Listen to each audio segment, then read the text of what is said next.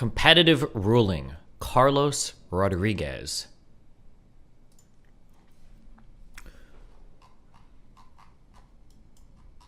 I can barely see the sidebar. Who is the designer here?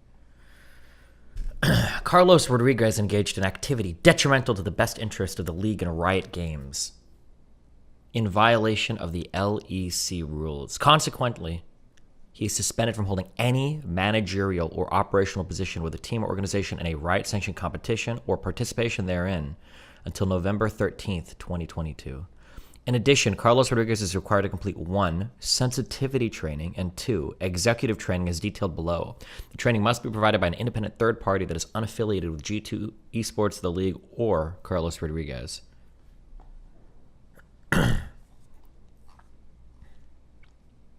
Timeline. Facts.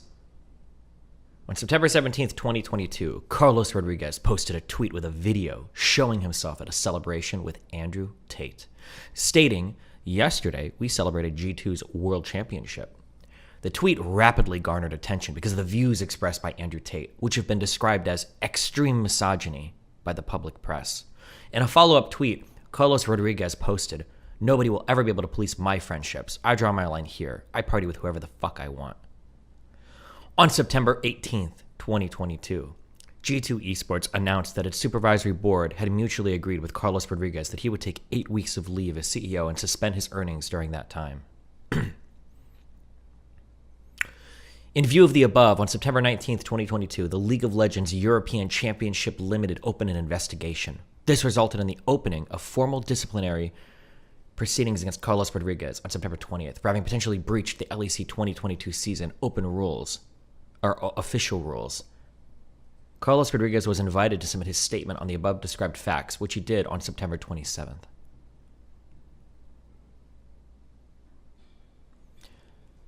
Article 9.2.5 of the League of Legends European Championship 2022 season official rules states, team managers and members may not give, make, issue, authorize, or endorse any statements or action having, or designed to have, an effect prejudicial or detrimental to the best interest of the league, Riot Games, or its affiliates, or League of Legends, as determined in the sole and absolute discretion of the league.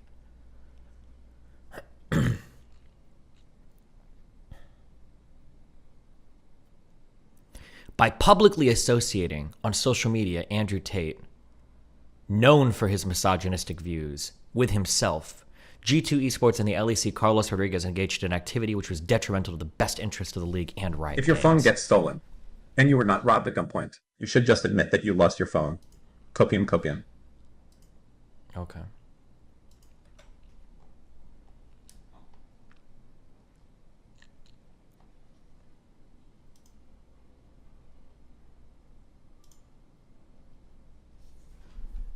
Jesus, what a wild.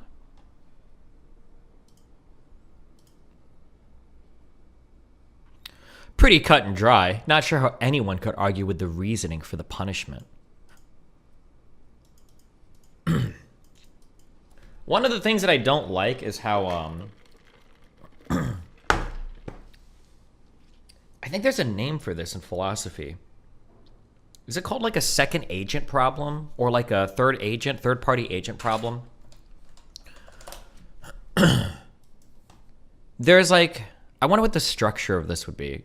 If this is like a grammatical, no, there's a concept here. So let's say that I have a rule in my charter. I have a rule in my charter. Let's say this rule says, you shall not punch. This is a rule that it's like self-contained, doesn't rely on any third party to say something has happened. It just is what it is. If you punch somebody, then you are, then you get in trouble. Oh, principal agent problem. I don't. That's what I was thinking, but I don't think that's it. I don't know why I was thinking that. There's got to be some other name for this, okay? But this is fine, okay?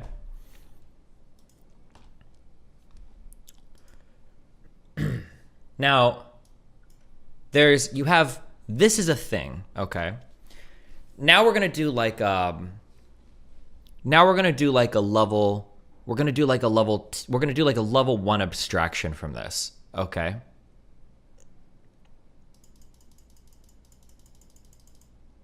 We're gonna do a level 1 abstraction.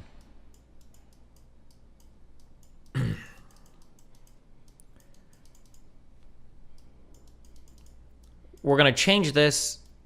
Am I gonna be able to spell this? Is aggression with 2 G's? Aggressive.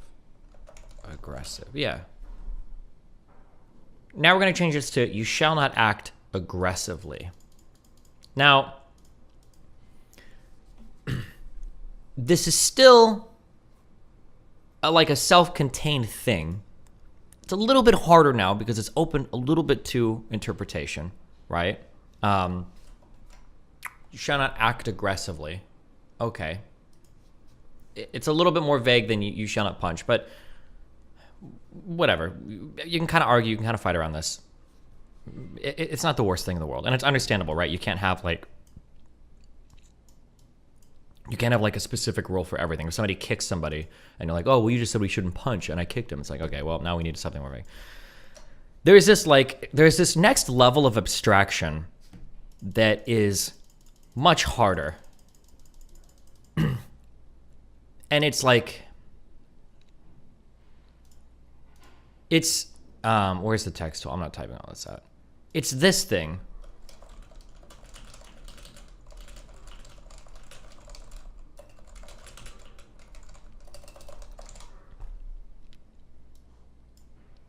Really? You're not going to automatically up the size? We have like another level of abstraction here where it's like, you shall not act in a manner in which the public may perceive you to be aggressive. Now, for the first rule, you shall not punch. That's boom, crystal clear, to the point. It's all within us. I understand. Now, first level abstraction, you shall not act aggressively. Okay, a little bit more vague. I understand the vagueness, though. You need to be able to enforce rules that might be on the edge. You need a little bit of discretion. You need to be able to cast a wider net to catch people that might be acting in bad faith. Okay, sure. But something strange happens in this third one where you shall not act in a manner in which the public may perceive you to be aggressive. When you open up what should or shouldn't be allowed to public perception, you've actually created a world where, because you have this outside, it's not a self-contained, you have an outside party that's influencing how you're making decisions. You have no accountability to yourself, and the rules are blown open to whatever the fuck you want them to be. And it no longer becomes fair to say like, oh, well, the rules are crystal clear. Bullshit. The rules now mean nothing. Like, this doesn't mean anything anymore. So for a real life example, Riot has a thing saying, by publicly associating on social media Andrew Tate, known for his misogynistic views, with himself, G2 Esports, and the LEC, Carlos Rodriguez engaged in an activity which was detrimental to the best interests of the league and Riot Games. Well, what's detrimental to the best interest of league and the Riot Games, or of league and Riot Games? It's whatever the public gets mad about. Now, this guy here says, oh, pretty cut and dry. Well, is it pretty cut and dry? Let's say that tomorrow, for whatever reason, 51% of society became racist. They started hating black people. And then let's say that a manager came out and they started listening to Kanye West. And then there was a huge public uproar against it. Why are you listening to N-word music? Why are you listening to black people music? Why are you doing this? Now, in that world, Riot would have every right to cut themselves off from that person listening to rap music because it's now detrimental to the company. But do you see, you haven't actually written a good rule here. You haven't written anything that, one, we're way away from being like moral or principled. You haven't even written a good rule for your own people to follow, because you've smuggled in this little clause that basically allows external parties to influence what's going to be enforced, you know? Yeah, it's just really annoying because people are like, oh, well, that's cut and dry. It's not cut and dry at all. The guy didn't really do anything that it looked like by the letter of the rules it was bad. It seemed like what he did, the bad thing that he did, was he got public backlash that was negative. That's the issue.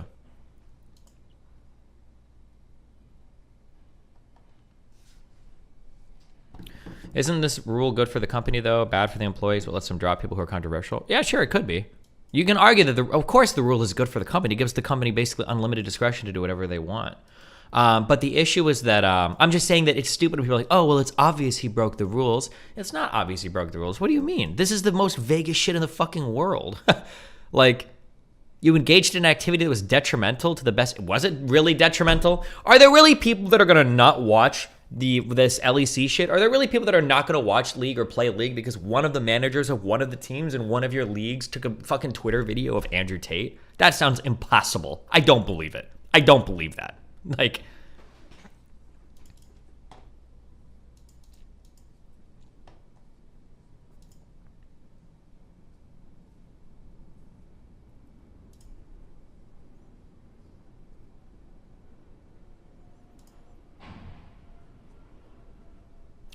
a lot of people in here need to grow up. Due to League franchising, he had to sign an industry standard entertainment contract. He breached the contract and got punished. This is the issue with the way they've worded it. And I guess the sad thing is to see like how stupid people are.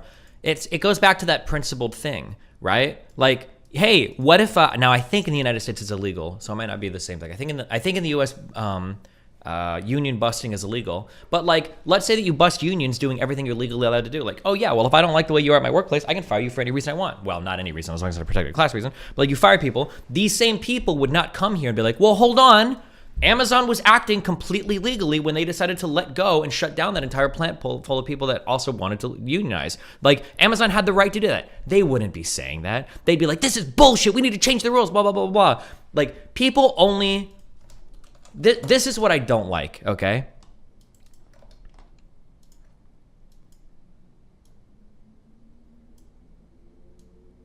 You have, like, the rules, and then you have people's, like, personal preferences. And anytime they overlap, people will say, like, we have to follow the rules, right? You have a set of personal preferences, and then you've got, like, the rules. And anytime these two things overlap, you're like, look at the rules, look at the rules, look at the rules. But if we go too far off into here, where the rules start saying some shit that you disagree with, you're like, hold on, this is bullshit, this is bullshit, this is bullshit. And these are always good. These are always whatever. I just hate when we're stuck in this middle ground. It's like, bullshit, you don't give a fuck about the rules here. You absolutely don't give a fuck about this. That whole appeal to, like, well, it's in the contract. Like, you know what else Riot tried to put in their contract was that players that streamed League of Legends weren't allowed to stream any other fucking game. That would have been in the contract too, you know? I don't know, it's just...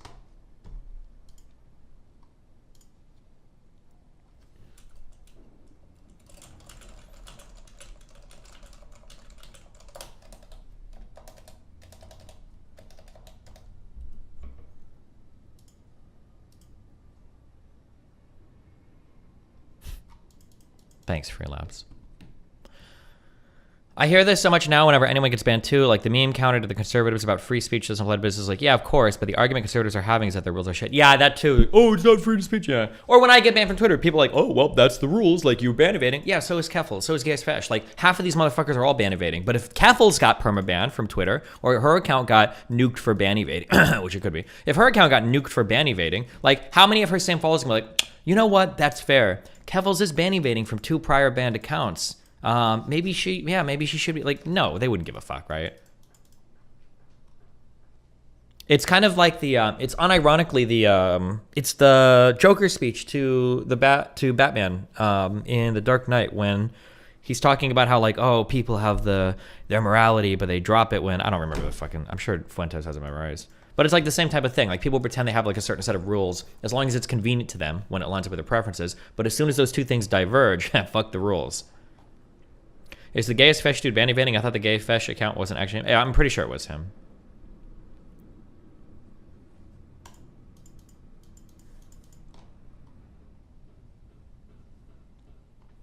One thing that is reasonable is to say the CEO didn't show good judgment, which is unbecoming of an executive. However, beyond the company firing him, all the extra I don't know if he didn't show. I think it was hard for him to know. Was it really reasonable for him to assume that if he posted like a 6-second video with Andrew Tate and like 2 seconds of the shot, that the backlash would be that much? It's kind of hit or miss. It's kind of random. I know that you guys in chat like to pretend that like, oh, it's so obvious that would happen. But like, it's not really obvious at all. You really never know who's going to get fucking nuked and who's not. You have no idea. It's easier to retrospect, like, oh, you should have done that. Obviously. No, it's not obvious. You have no idea. Like, Jesus. Like, there was so much like random shit that could happen that you guys like the next day would be like, oh, obviously. Like if tomorrow like I got permabanned from YouTube and it was like and the reason why was like, oh, he associated too much with Sneeko. Like I feel like half the shit were like, oh yeah, obviously if you have Sneeko on your channel and associate with him, you're gonna get permabanned. Like it's not obvious. You have no idea. That's part of the whole reason of like why I don't want to say like cancel culture, but one of the obnoxious things about all the rules of these platforms is you really don't know what you can or can't do. You really have no fucking idea. Like look at that whole private Twitch guide that just released for moderation for the strike guide or whatever. Why the fuck wouldn't they make that available to partners? Why not show me clear-cut examples of like this is allowed and this isn't allowed. This is okay and this is like that seems like it'd be really valuable for people to have.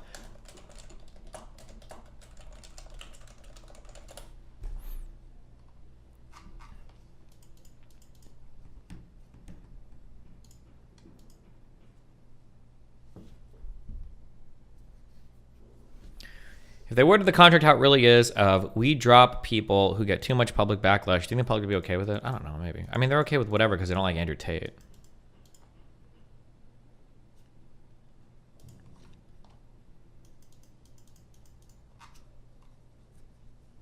I was talking about his tweets doubling down with the whole I can hang out with whoever I want.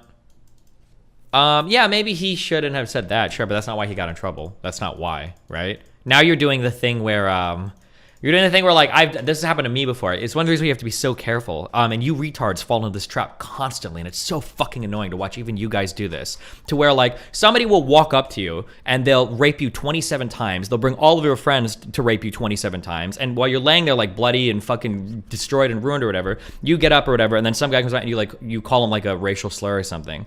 And then everybody comes down on you for it and like, oh my God, this is why you're in trouble and this is why you deserve everything that's happened to you because you did this thing. And it's like, wait, hold on, this happened after all the other shit. There have been so many times where I've been caught in like certain dramas and like after the canons have gone back and forth like 55 fucking times, then I'll end up saying something like dumb or whatever. And now all the focus is like, oh, well, the reason why everybody did all those things back then to you is because of what you just did now. It's like, wait, what the fuck?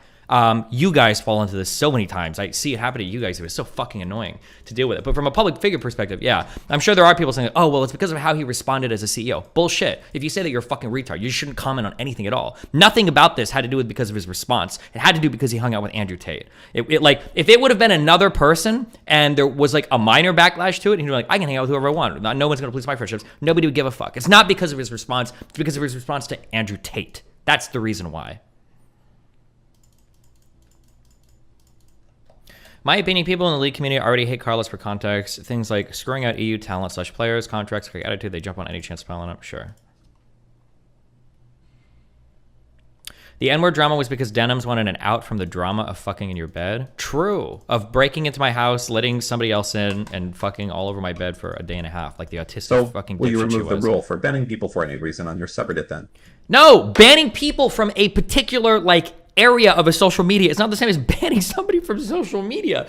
I don't know how people don't understand this. This is the same argument conservatives make when you're like, I think that like we should have like more lax immigration. Oh yeah? Would you let an illegal immigrant sleep in your bed every single night? What about 5,000 of them? You want to have 5,000 new immigrants in America, but you wouldn't let all of them live in your house? Well, aren't you a fucking hypocrite? Like, no, what the fuck? Like, just because I don't think you shouldn't be banned from like fucking Reddit for calling somebody retarded, that doesn't mean I don't think individual subreddits shouldn't be able to ban you. The individual subreddits can ban for whatever they want, or Twitter people can mute you or ignore you, or Facebook pages can ban you. But there's a difference between being banned from like a section on a page or a section on a social media website versus being banned from the entire social media website. It's a completely and fundamentally totally different thing. Yes. Based, true.